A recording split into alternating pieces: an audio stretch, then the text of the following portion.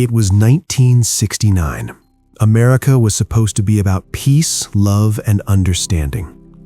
Three Dog Night crooned "Easy to Be Hard" on the radio. Fireworks lit up the sky over Vallejo, California on the 4th of July. It was supposed to be a celebration. But in the shadows, something evil was waiting. A young woman named Darlene Farron picked up her friend Mike Mageau. They drove to a secluded spot, a quiet place to talk. The night was warm, the radio played, and then headlights appeared behind them. A car pulled up, then it left. They breathed a sigh of relief, but then tires screeched. It was back. A man approached the driver's window. He held a flashlight in one hand and in the other a gun. He opened fire, point blank. Darlene was killed instantly. Mike was shot multiple times but somehow survived. The killer drove away, and then he did something strange. He picked up a phone and called the police, not to confess, but to brag. He told them exactly what he'd done, and he gave himself a name that would terrorize a generation. I am the Zodiac. A month later, 3 newspapers received a letter. Inside was a cryptogram, a puzzle made of twisted symbols. If the papers didn't print it, the writer promised, he would kill again. The San Francisco Chronicle printed it. A shy, awkward political cartoonist named Robert Graysmith stared at the puzzle on his desk. He wasn't a cop. He wasn't a reporter. He was just a guy who loved puzzles, but something about this one pulled at him. The code was cracked by a suburban couple. It read, "I like killing people because it is so much fun. It is more fun than killing wild game in the forest because man is the most dangerous animal of all." Graysmith pointed out something the experts missed. The killer's name wasn't in the code. The editors laughed him off. But one man noticed, Paul Avery, the Chronicle's flashy, hard-drinking crime reporter. Avery saw something in the quiet cartoonist, an eye for detail, an obsession forming. The Zodiac wasn't done. On a warm September afternoon, a young couple, Brian Hartnell and Cecilia Shepard, picnicked at Lake Berryessa. It was broad daylight, the sun was shining, they were in love. Then, a man walked out of the trees. He wore a bizarre executioner's hood, black, with the Zodiac symbol stitched on the chest. He carried a knife. He tied them up. Brian, trying to stay calm, asked, "Is that gun even loaded?" The Zodiac pulled back his coat. The gun was loaded. And then he pulled out a knife and stabbed them both, over and over. Cecilia died 2 days later. Brian survived. The Zodiac called the police from a payphone. He even left a piece of the victim's clothing on their car door as a signature. 2 weeks later, San Francisco, Presidio Heights, an affluent neighborhood where nothing bad was supposed to happen. Paul Stine, a taxi driver, picked up a fare. Minutes later, he was shot in the head. The killer calmly got out, wiped down the cab, and walked away into the night. Then came the letter.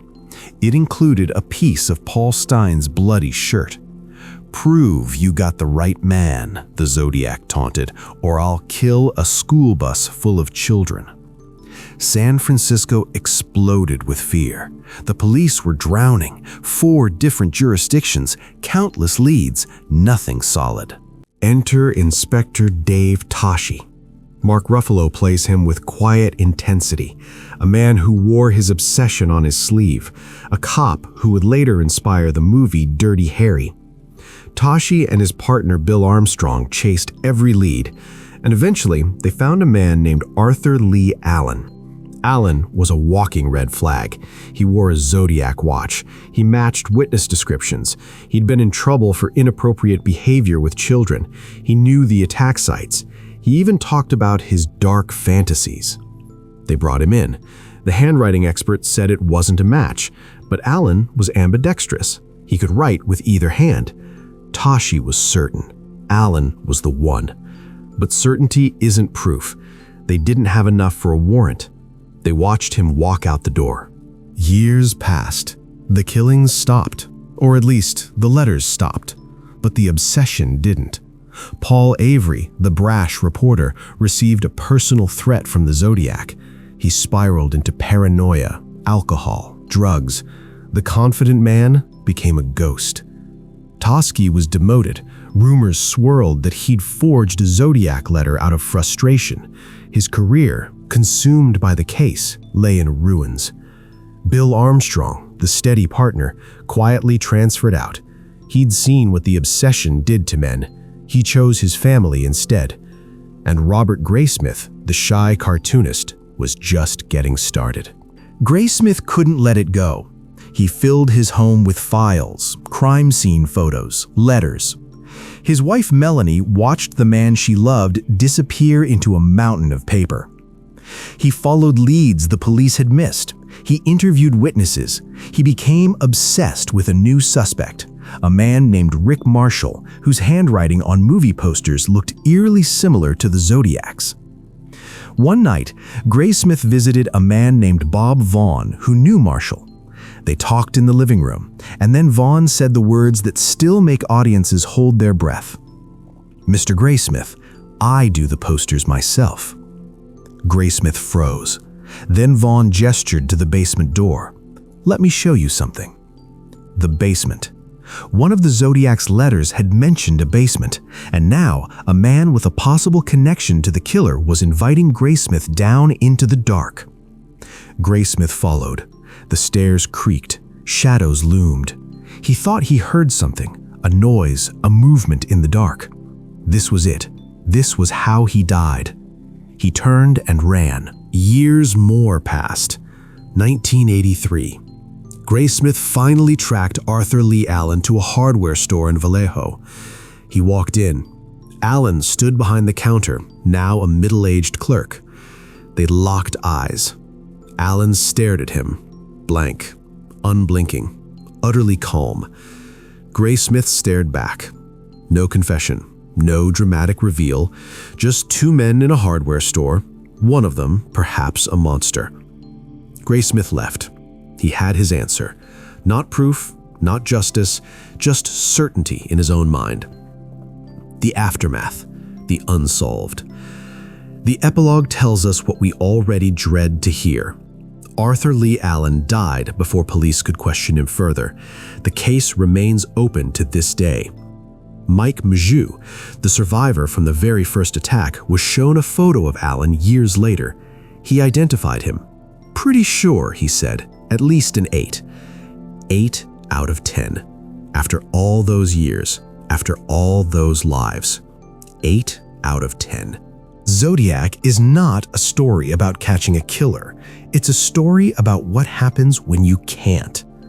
David Fincher made a film where the monster is not a man in a mask, but uncertainty itself.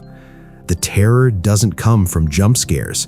It comes from the slow realization that some doors never close. Some questions never get answers. 4 men gave their lives to this case, their careers, their marriages, their sanity. And in the end, they got nothing but a cold trail and a killer who laughed at them from beyond the grave. The Zodiac was never caught. He walked among us. He might still. And that is the most terrifying thing of all. There's more than one way to lose your life to a killer. If you enjoy fast, clear movie stories, subscribe to Quick Story Cinema and never miss a new recap on YouTube.